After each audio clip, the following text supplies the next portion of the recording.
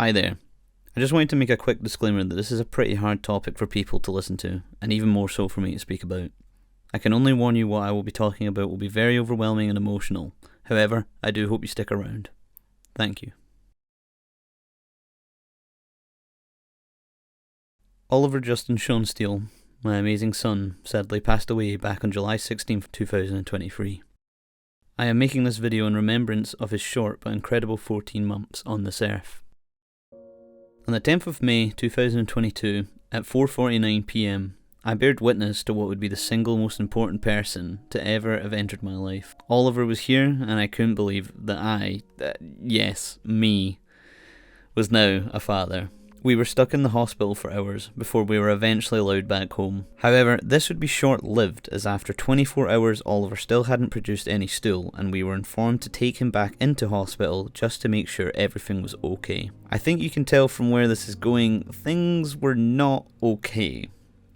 Not terrible, but very confusing for two parents who had literally become a mum and dad a day ago. The following morning, after staying a night back in the hospital, we were rushed from our most local hospital to Glasgow Children's Hospital, as we were informed at 6 in the morning that our son was to be transferred hospital to have emergency surgery, as he still hadn't pooped. After a swift journey in the back of an ambulance, we made it to Glasgow, and waited nervously for what was actually going to happen.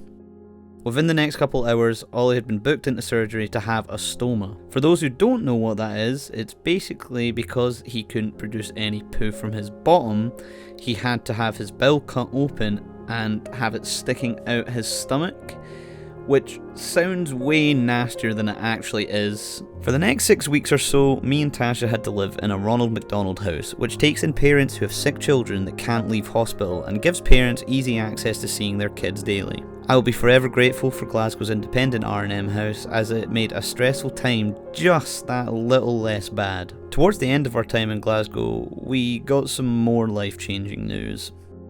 We were informed that Oliver had been diagnosed with cystic fibrosis, an illness which produces thick, sticky mucus which builds up in the lungs, digestive system and various other areas of a person living with the disease. It is a life-threatening illness which weakens the immune system and requires a person who has it to eat and digest their fattening foods with an enzyme replacer called creon, as their pancreas cannot produce the enzymes necessary to break down some foods. At the time of learning this news, Tasha and I's world shattered into a million pieces, but the specialists who informed us of the news told us of how good a life CF patients can live. I can't believe how right they were, despite how dramatic at times it was. After eventually being able to leave Glasgow, we were home. We not only finally got to start being parents to our now 1-month-old son, but we would now need to operate around his stoma and cystic fibrosis needs, which had its ups and downs. Over the course of the next few months, we would encounter the wear and tear of stoma bags leaking before finding out our date to get Ollie's stoma back reversed and get home back to his normal self. Edinburgh would be our next destination, in early September 22, with an initial week being planned if all goes well. But that of course was not the case, because, why would it be? His life was so dramatic. After getting the surgery, Oliver's reattached bowel fell out of his stomach through his stitches, and emergency surgery was to be had once more. In the end, it ended up being that Ollie had to have his stoma back for just a little longer, which was the least concerning news at the time, as a doctor at the hospital had overdosed my son with morphine, which put a lot of panic on his breathing situation. Luckily, in the end everything came out alright, but to this day, we still haven't received a formal apology from this doctor. And when confronted on the matter a matter of months later, they brushed it off as it was a team's mistake, refusing to take responsibility for their actions. The main thing though was that Ollie was fine, but we left Edinburgh after 5 weeks this time, although I was only there for a week in the beginning and a week in the end, as I had contracted glandular fever, which prevented me from seeing Ollie for his own safety. But home at last, we began to watch Ollie grow and grow and grow into the best wee human ever. He began to quickly become very confident in walking on his own, despite little helps here and there, such as holding his hand, but was so good at it. He just skipped crawling altogether. He even began to start saying words such as mama and dada, as well as just other little things that were amazing. However, just as our little baby started to become a little boy, the 16th of July fell, which started just like any other day, until Ollie started being badly sick. Thinking it would pass, we held off going to the hospital before eventually the call was made to get him to the hospital ASAP. 5 minutes away from the hospital, Oliver had a cardiac arrest. CPR was performed for over 40 minutes, but we were broken the news that we had lost our son. I am not well. I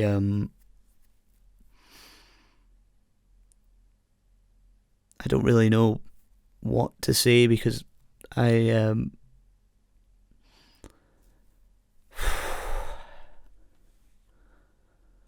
can't express how much I've changed as a person recently, because I was so scared in becoming a dad in the beginning, and now I'm even more scared now because I don't know how to just go back to being me.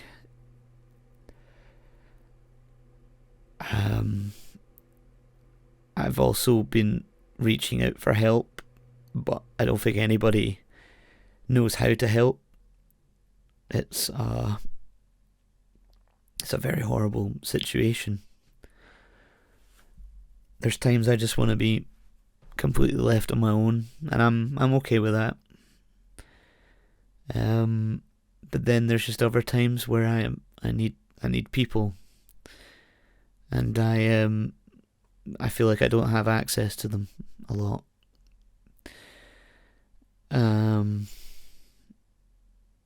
But I miss Ollie so much. I don't really know how to go on, but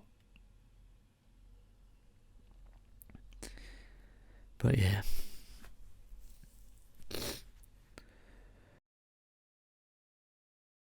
I would like to thank you for watching this video, appreciating the life that was my son, Oliver Justin Sean Steele. In his memory, I've been setting up a charity 24-hour live stream in aid of Cystic Fibrosis Trust, which I will have further updates on when this will take place. However, if anyone would be willing to make a donation to this amazing charity set on benefiting those living with cystic fibrosis, then a link will be left in the description for those willing to help them out.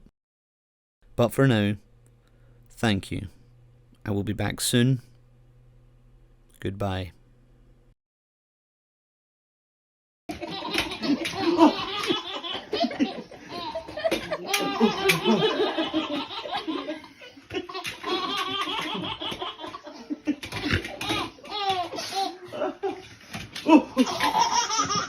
That's it. Go on. Go on.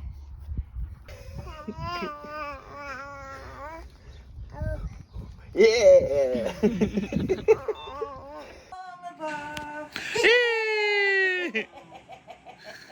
Where's Oliver? Peekaboo! You don't need my hand.